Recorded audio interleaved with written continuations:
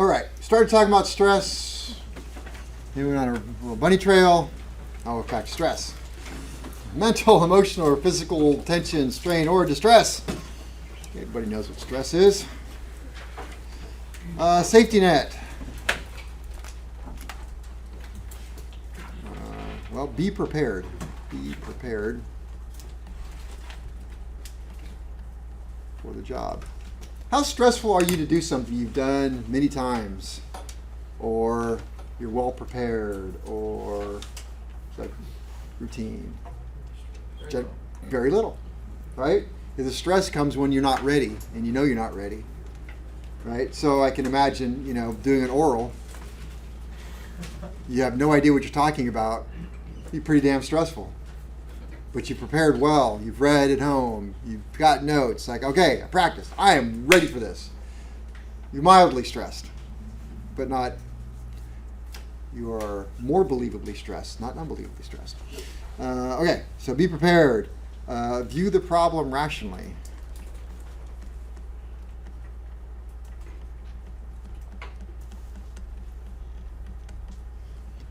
What's absolutely the worst that could happen if you fail an oral?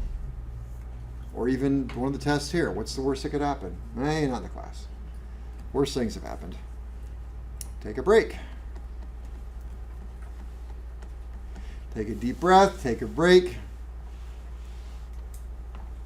Get a new perspective. This one's ridiculous. Exercise. Go run around the parking lot. Come back. Talk with someone. Gotta be careful who you talk to. You don't want someone just throwing flames on the fire. Yeah, you're right, man. That really sucks. You oughta protest. No. But I'm gonna add this one. Stress is not always a bad thing. Too little stress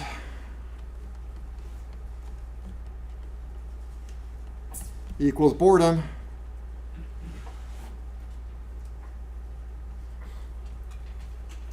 But too much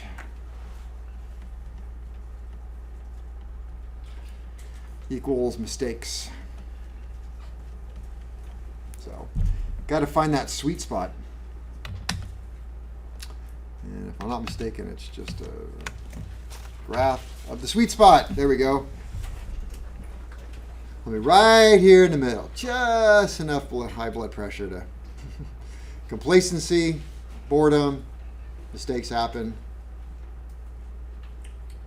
proper amount of stress, fixation or confusion happens in there. So we don't want either one of those. Let's see. All right. Lack of awareness.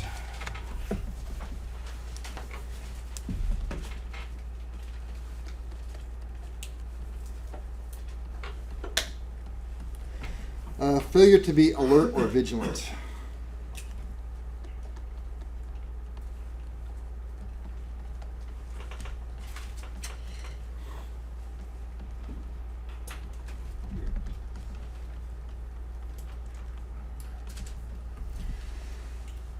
You always have to be paying attention to whatever is around you, your surroundings.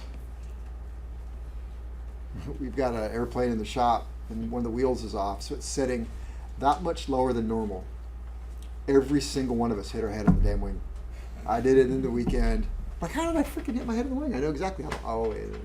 And then all three of the guys in the shop hit their head on it today. So, they're focused on what they're doing, and then bam. Of course, you know me. I'm like, if you so help me, if you dented that airplane, we are gonna have a problem. You'll heal. I gotta fix that. We're always working on stuff on the airplane. You're looking around, everything around it. Maybe you're changing a hydraulic hose. Well, you should look at the electrical lines running through there too. What if they're chafing? What if there's a problem? If you're there, pay attention. Check your surroundings. Safety net. Safety net. Consider the consequences. Hey, what if I'm not paying attention?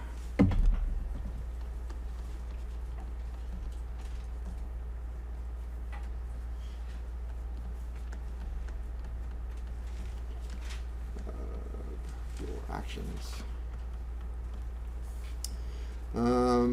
We saw this already. Ask others to look over your work.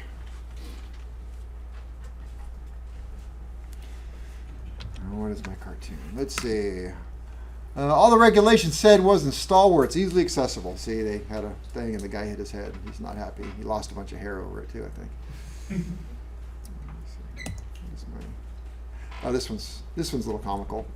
But not for these people. Maintenance crew is performing maintenance on landing gear and inadvertently retracted the gear. See, this is not a lowrider 747. They used airbags to raise the aircraft. So if you look right in here, you can see all those bags. It's airbags, and so they're going to stack them under there, and they're going to inflate them with air, and it's going to raise up the nose and get the nose wheel back so they can drop the nose wheel. They used airbags to raise the aircraft, but this is the lack of awareness part. In hindsight, we could say perhaps someone should have walked around the aircraft before applying the air. There we go, we're going to raise the air. It worked, except that is not supposed to go through the wing. I worked with the guy who used to say, as I say it to you now, takes a whole lot of attaboys to make up for one shit.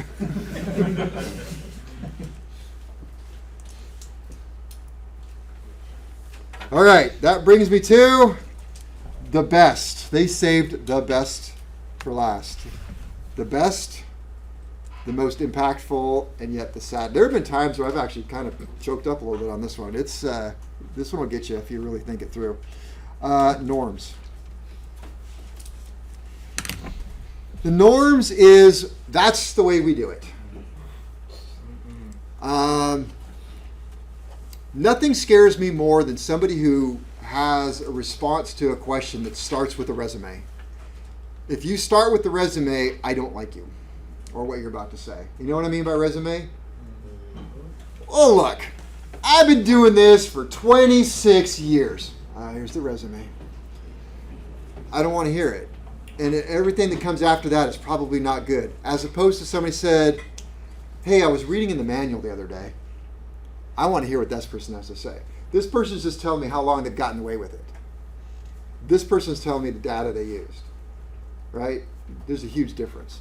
So norms is I've been doing it this way for 10 years, 5 years, 8 years. It doesn't make it right. Just because you've been doing it for a certain amount of time. I had some stupid point one day. It was a 309. And I was telling the class, when you're writing part numbers with a pen, which one's the S, which one's is the 5? Well, that's the 5 and that's the S, but in writing part numbers, we used to do that. That's an S, right? That's an O. That's a 0. Makes life easier. I asked my dad, he's been in aviation for 30 years, man. He said, that's ridiculous. Nobody does that. Okay, well, first of all, I do, so don't say nobody. And secondly, who cares how long your dad's been doing it, right? Anyway, so norms is an informal work practice or unwritten rules that are accepted by the group. Unwritten, or let's try this again. Informal work practices or unwritten rules. Jeez, I'm having trouble on the struggle bus right now. Slow down. That are accepted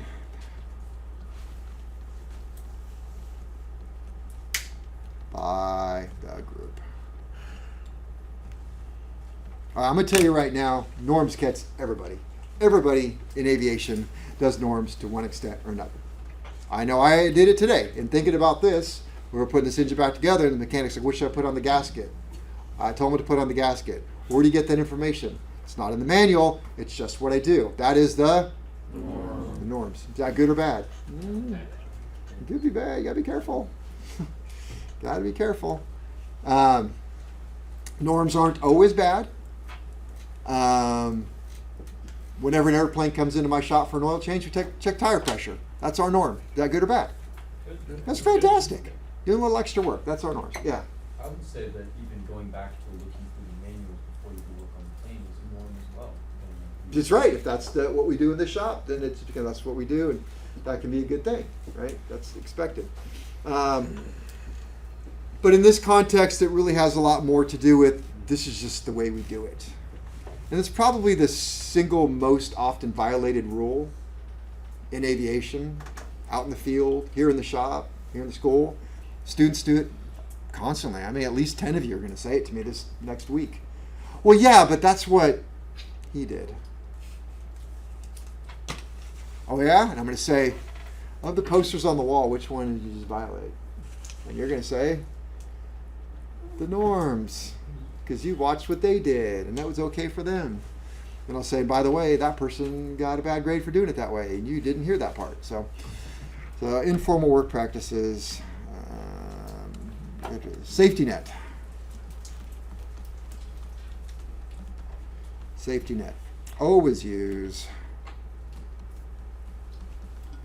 the written instructions. Oh no, it says written. Well, can't you just go to YouTube and watch a guy do it? Really? Because when we write logbooks, we'll talk about logbooks soon, you are required, after any sort of maintenance is performed, maintenance or inspections are performed on an aircraft, to enter it into the logbook. For the rest of the aircraft's life, there's your log entry. And you have to either write what you did or a reference to the data to how you did it. Like, change the nose seal in accordance with the Teledyne Continental M0 manual subparagraph this through that. All right, so I've described it. Or remove the nose seal, remove the nose seal, clean the nose seal, applied this to it, stretch the nose seal. You know, you can spell it all out if you want to, but it's easier just to reference the book and everybody knows you did. So can you imagine, you know, changed out the nose seal as per, I don't know, some user YouTube guy, Airplane Dude 481's video instructions. You can't do that. So it's written instructions. That's why I say, you know, if you're not used to reading and following directions, you have to get used to it. If you're thinking, no, I don't, you can't be in this industry. I mean, you can for a little while until something bad happens. I know the people who don't read, and it's not good. I worked with a guy who used to brag that he's never read a book. I'm like, first of all, everybody can tell. Secondly, that would explain why the work you do is so freaking bad and violates so many things in a manual. So don't brag that way. Use the written instructions. Don't just ask. It is so easy when you're in a shop. It's for my guys, be easy. I've done it many times. They know I've done this thing over and over and over again. And so they could look it up, or they could just say, hey, Kevin, just what's the torque on this again? Really? I don't like doing that. I like everybody to look up torques. Even me. I know what it's going to be. Let's look it up, right? I had a guy today. We're putting the cylinders back on. What's the next step? I want you to go get the manual and go get the torques, and I'm going to bring it back. I did it yesterday on a plane. I know the torques. Bring it back. Let's verify the torques. You and I together, right? So we use the written instructions. Written instructions aren't always there. I had another guy changing out some springs in a door. The book says, and change springs. And I struggled one day for like 4 hours trying to change these springs until I made a special tool and figured out a procedure. And I'm like, I will show you how to do this, because it took me 4 hours to figure it out. Now I can show you how to do it in 20 minutes. So sometimes you can ask, but you should always also know what the book says. Remember I told you about changing my windshield? The guy told me to, de-rivet my entire front of my airplane, hundreds of rivets. Yeah, well, I could have just asked and went with that, but instead I looked up the manual like, I don't have to take a single rivet out of the airplane. I don't have to ruin the paint job. I don't have to buy screws. Do not assume. Do not assume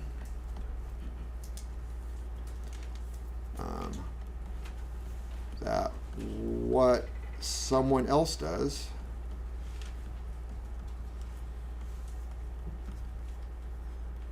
does or did makes it correct.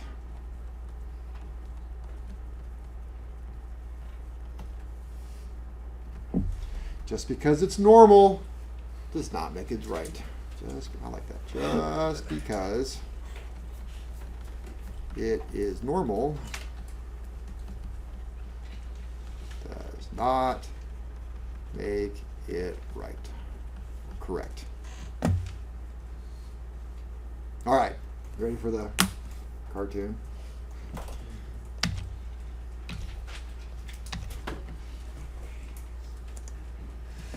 Norms in the context of Dirty Dozen means our group has a better way to do this job than the published procedure. Tribal memory, peer pressure, or habit are other terms used to describe norms. Following case, someone discovered a creative way to accomplish a task to save 12 hours of labor. All right, so here we go.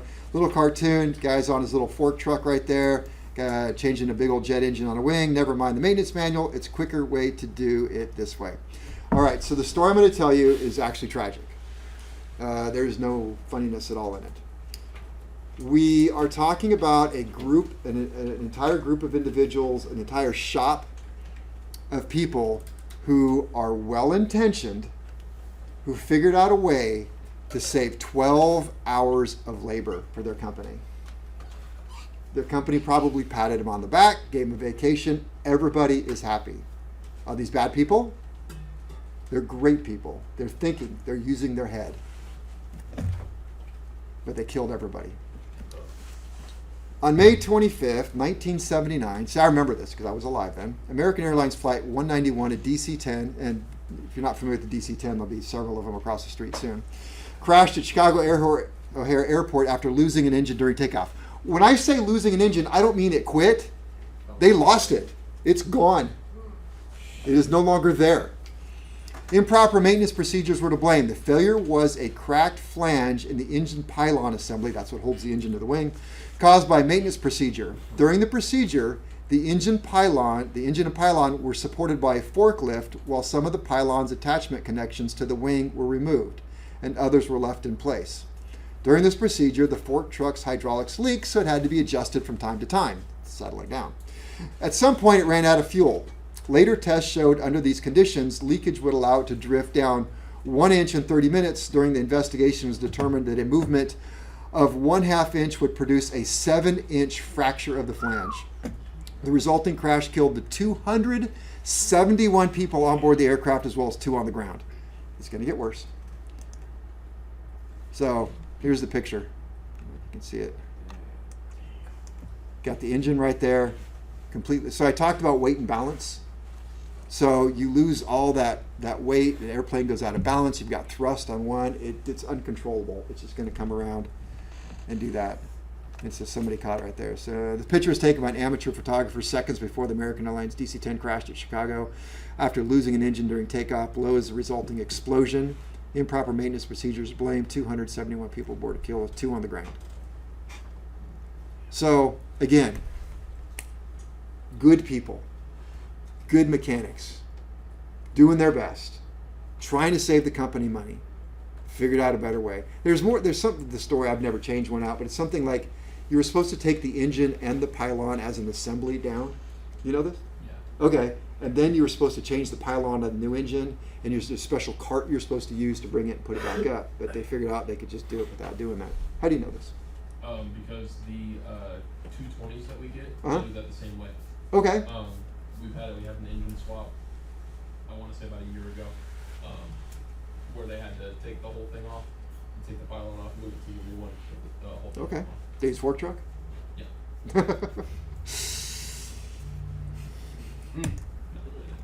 All right, unfortunate fact is there's one more fatality. Not listed. One of the guys killed himself over it. I told you. How are you going to feel if you just killed 271 people? How are you going to go on? That's a tough one. How many?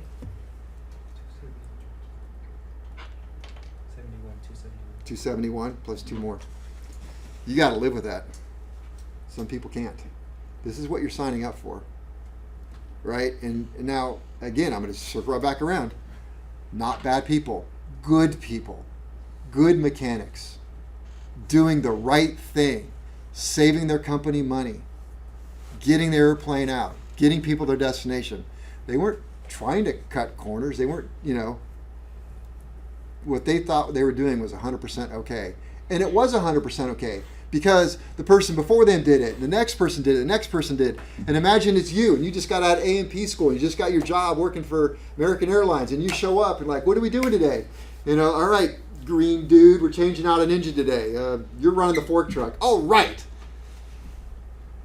So you're going to jump on the fork truck. Now, the unfortunate thing is, I don't know, if I picture myself in this situation, I'm going to jump on the fork truck and do what they told me to do.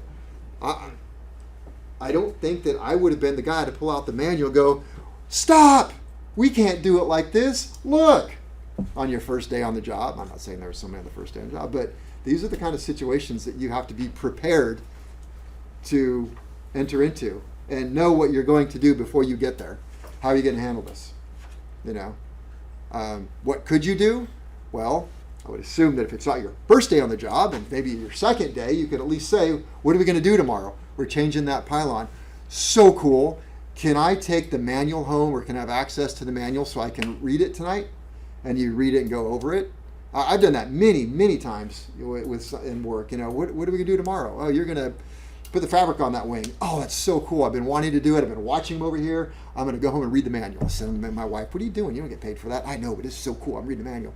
You read the manual, come in. All right, I'm ready to go. Whoa, what are you doing?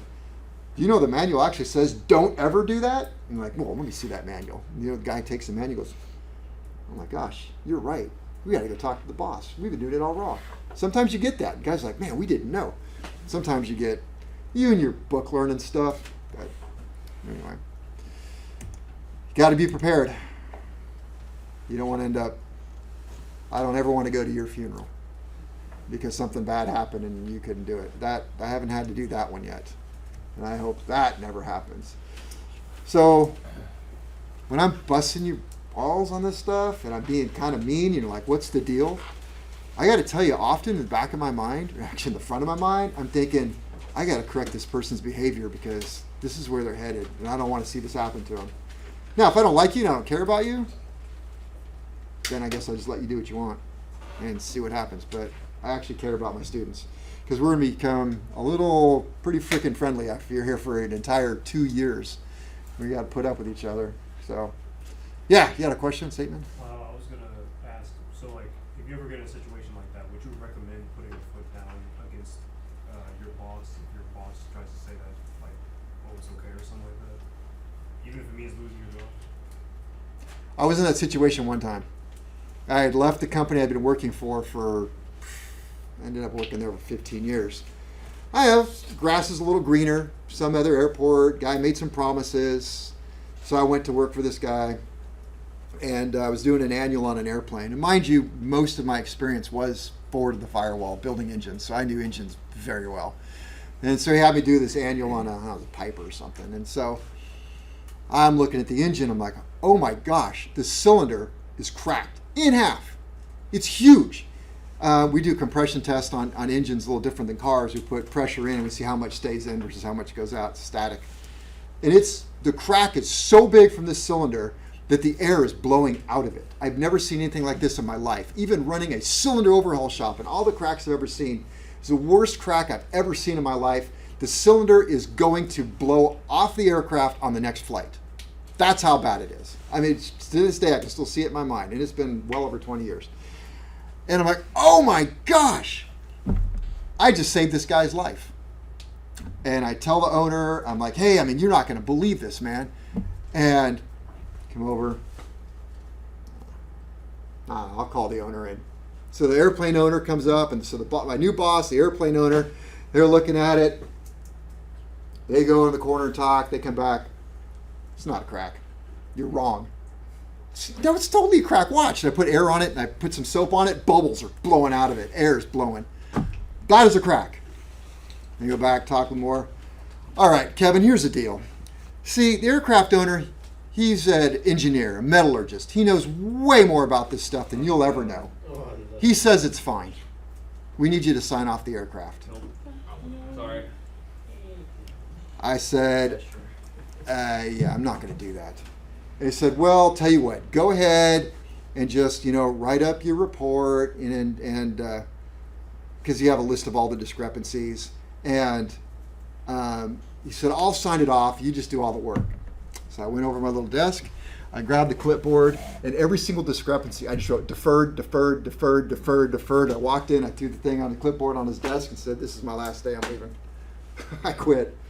He's like, well, you owe me 2 weeks. And I said, I've been here a week. I'm not going to put up with you for another 2. You're dangerous. So, yeah, I don't know what happened to that airplane, but. And then I called my old boss back. Actually, I called my buddy. I'm like, I can't believe what just freaking happened. And he said, yeah, well, interesting thing. The boss, the company I just left, he kind of just came in and said, damn it, I wish Kevin would just come back to work. I said, well, I'm ready to. So met with the boss that night, came back, never left that company again. So, all right. Those are all the negative attributes of, I'm not going to write this out myself. You can write this one out. The positive aspects, I can write that part.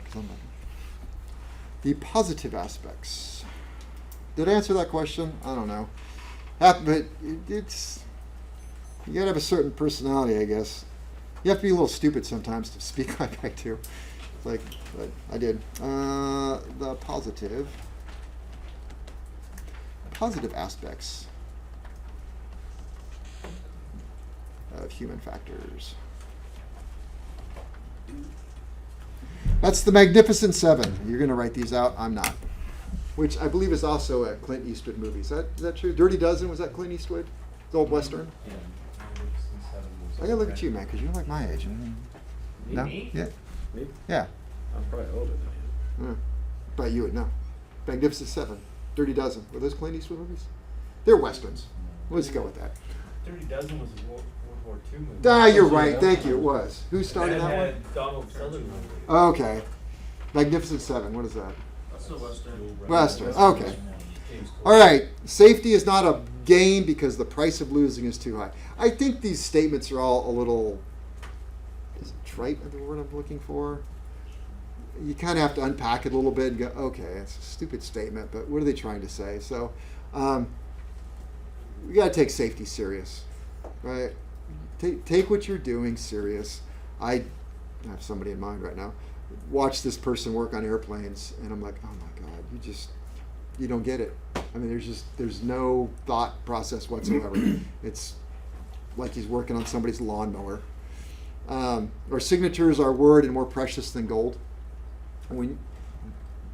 I do not compromise on my signature. I've been in a lot of places, situations where I was not comfortable signing off stuff, and I've gone to the boss and I've said very nicely, I'm not real comfortable with this. I have a solution.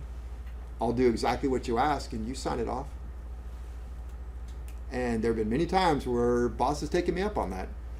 Like, all right, yeah, I'll sign it, and I'll have them sign it. I won't. So yeah. So if it's their signature, it's not yours to keep on the line if something does go wrong. What's that? So if he signs it and not you, then your certificate is not in question if something happens. It's correct. I did not return it to service. That's true. You can do anything you want on an aircraft. There's no law that says you can do anything you want. Any of you, right now. You go out and see somebody has an airplane. If I had an airplane here, and I said, hey, why don't you go out and, I don't know, I wouldn't trust you to do anything on my plane. But hey, I want you to go change my aileron for me. And I don't have a 182 aileron, but I have one off a 152. It almost fits. Why don't you just drill some new holes, throw it on there for me. And you go out and do it. You going to get in trouble? Hell no. You're allowed to do it. You can do anything you want. There's no law. Only law talks about returning to service. So you don't have the authority to return it to service. So how can you do anything wrong? It's all about returning to service. Yeah. So kind of tying into this question, if you're in a situation where your boss wants you to do something and you're not comfortable with it, and saying no puts your potential job on the line, you could have him sign it instead if he's certified, and you could then eliminate both problems, correct? That's what I'm saying. Yeah. Okay, nice. Yeah, it's a nice way of compromising. Sometimes there are things that are slightly gray, and two people see it two different ways. And so, like I said, it's a compromise, but I don't like to be in the gray area. But sometimes gray areas can be really weird. Oh, this just came to mind. So, like my airplane has solid brake lines that go from the cabin all the way down the leg, and it's solid into the brake caliper. And Cessna used to use flexible lines, and a flexible line would be better.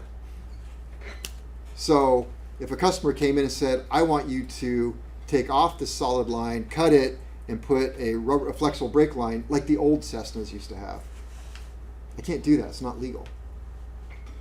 So we can say, well, Cessna used to do that.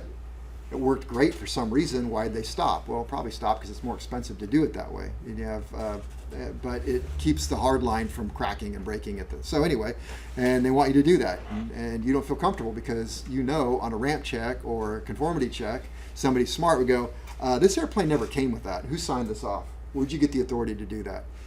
So it's not so much a safety of flight issue, but it's not an airworthy item. So you could say, I can do all the work, but I'm not going to put my signature and say that it's acceptable. Yeah. This is a kind of a silly one, but let's say you're doing repeat tasks, Sure. some fairly often. I assume it's fully permissible to create a new document from the existing document saying this comes from here, here, here, here, here, here, if you're copying direct. That way you have one page for we're going to have to do X, Y, and Z to the landing gear, or... You are absolutely correct. So what he's talking about is, let's say I'm doing an annual inspection on an aircraft, and there's 50 some items I'm going to look at, and one of the things that we in service. So this is actually what we do. So the airplane comes in, you take off the inspection panels, and somebody is going to take out the spark plugs, and they're going to service the spark plugs, and they're going to put them back in the engine. Well, I've taken the procedures for servicing spark plugs and I made it into a checklist that's attached to our electronic documents. So all the mechanic has to do is take them out, open up the checklist, and do exactly what the checklist says. Then it says to put them in. It tells you how to rotate it, then it tells you to take it over, and it tells you if it's a light combing to torque them this, if it's a continental to put them in and torque it to that. And you could hand that to the FAA and say, here's the checklist, referencing the parts in the manual, Yes. and they couldn't. That is correct. So, Yeah, and that could be an electronic form that you can. mine are. You could. Yeah. Or I create on our checklist, when I print out the checklist, or it's not electronic, but I have a header that just says shop notes, and it has all the torques that they're going to need for that airplane. I look them up and I post it. You're going to need to know the brake torque, you're going to need to know the tire pressure, you need to know blah, blah, blah. And so it's right there. And then if you're really good, you'll put the reference. You'll just put like paragraph 6S5, paragraph this, and so you have to look it up real quick. And so you could conceivably have one step more. A system that autofills a document, saves it online, and then you can write electronically your signature on, bada bang. My system does that. Well, then we got it. Yeah, so the system I use in my shop, you write a discrepancy, then you write your corrective action. The corrective action becomes the log entry, and then you can electronically sign it. I don't like the way it does it because I import it into Word and move it around and change it and then bring it back in. But yeah, and then electronically sign it, and you're good to go. Okay. So the FAA is, remember, they're just us. These are all people who went to AMP school, became mechanics, worked in the field. Some of them worked at General, some of them worked large airlines, and they got tired of doing that, got a job with the federal government. And so, they just like to pick and poke. So they're going to come in and go, oh, so you put those spark plugs in, did you? Where'd you torque them to? You go, 360 inch-pounds. Uh-huh. And where'd you get that information? It's on the checklist I made. Oh. Well, where'd you get the 360 on your checklist? From the maintenance manual. Which maintenance manual? That one over there. Uh-huh. And how do you know that one's correct? They just keep going until they get to the end. I had that one time.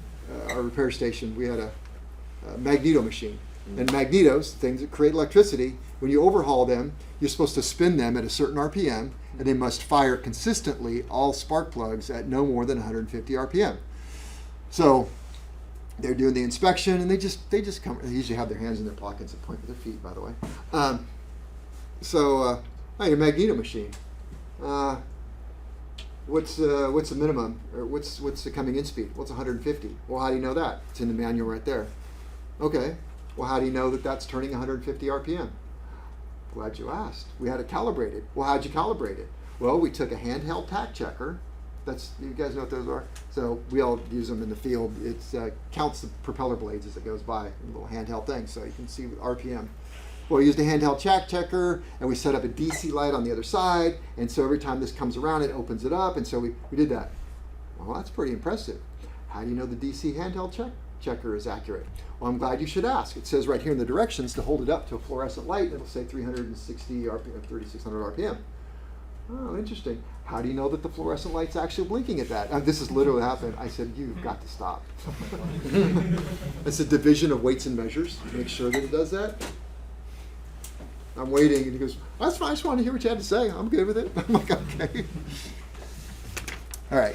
Our signature is our word. Yeah, we got that. We do our part to prevent Murphy from hitting the jack. Who's Murphy? Murphy's Law. I am not going to make this up. What did Murphy do for a living? I shit you not. He's an aircraft mechanic. Look it up. That is true. I hope I'm right, because we always work at the safety net. We should. All right. All part of the team. Everybody's looking out for everybody's back. You're working in a place where everybody's looking to get one up on the next person. That is not the place I'd want to work. Work to accentuate the positive and eliminate the negative. More attaboys than shits. And just for today, 0 error. Which, there's a proverb that's something about, which would be better. Don't worry about tomorrow. Today's got enough troubles of its own. So if we focus on today, doing the best we can today, we'll worry about tomorrow when it gets here, because I don't need to borrow troubles from tomorrow and bring them here today. I'll get to those troubles tomorrow. All right.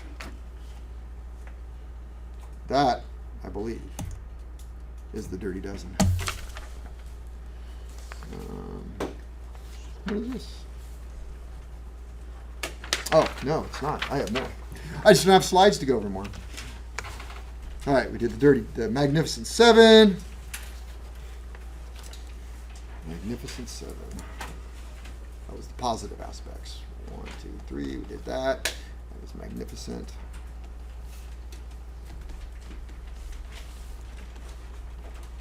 Magnificent Seven. Then I want to talk about maintenance related errors. One study showed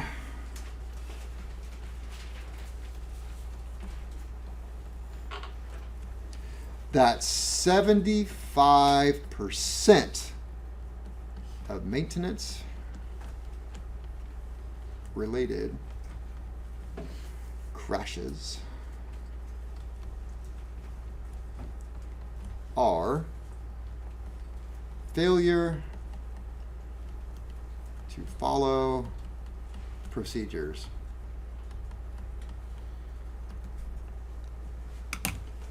%75% is failure to follow procedure. What does that mean? Didn't follow manual. Didn't what? Didn't follow the manual. Did not follow the manual. Who's my Marine in here? RTFM? RTFM? That does not ring a bell? No. Okay. Is that more of like a naval term?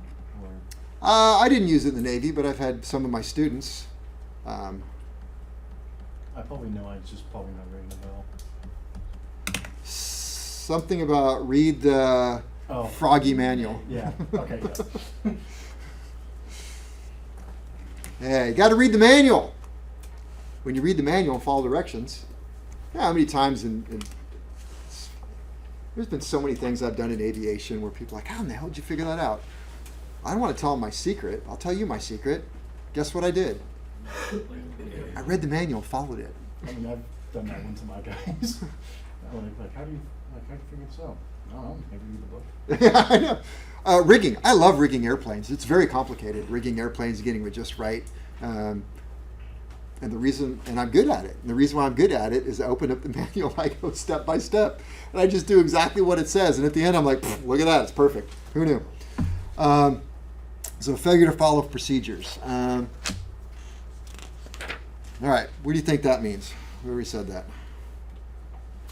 We're not reading directions.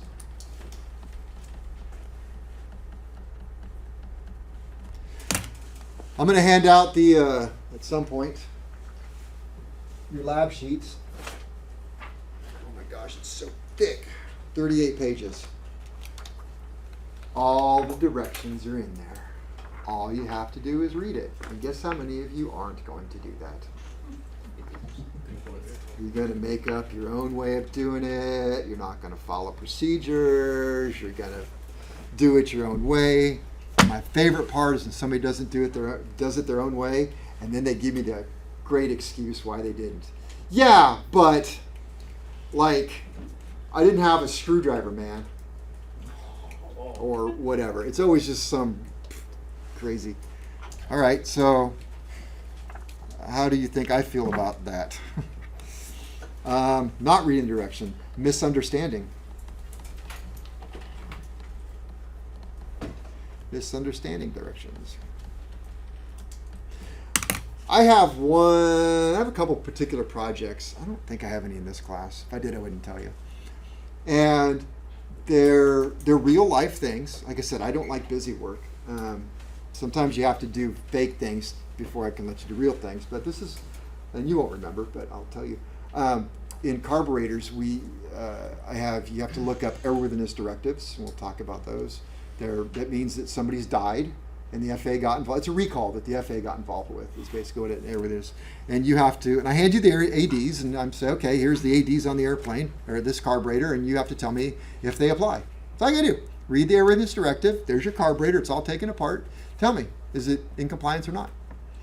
And people come to me and they'll say, this is in compliance. I'm like, well, why is it in compliance? And they will tell me something. I won't tell you all the information. And there's two words in there that very few people know what they mean. And they will make those words fit what they want them to mean. That is called a confirmation bias. They've already decided that it doesn't apply, and the reason why it doesn't apply is because these words must mean something other than what they actually mean. And so we'll sit there and say, does not apply. So I said, you don't have to do it? This carburetor is okay to go back in service? Absolutely. And I will say, you just killed people, because you're in too much of a hurry to read the directions, or stop and say, hey, Kevin, here's a word that I don't understand. Because you can do that at any time. I've never said you can't come and ask me questions over there. It's like when you're taking an oral, though, it's a test. But before that, just come up and go, hey, what's this word mean? This is a funny word. Never seen it. I can't. I didn't want to look it up. I wanted to ask you. I'm like, okay, I'll tell you what it means. And I'll take you over. I'm like, oh, okay, here's an example. Let's take a look at your carburetor. See how your carburetor has this like that? Okay, that means it's this. And this over here means it's that. And I'll actually explain the whole thing. And like, oh, that's awesome. Thank you. But some people don't. And they're just like, yeah, we'll just do some confirmation bias. That's what it probably means. So read it for what it is. Thinking you know better.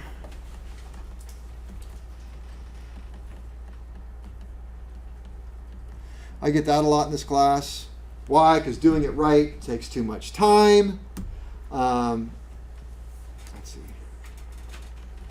I can't see why it will matter. Or I can't imagine. So if you say you can't see why it will matter, then I'll ask if you have an eyesight problem.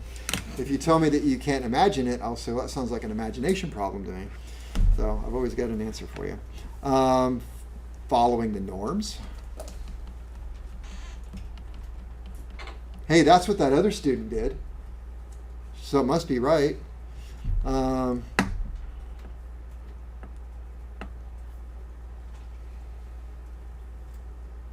This one, I shouldn't even write this. This is nasty. Got it from a friend of mine.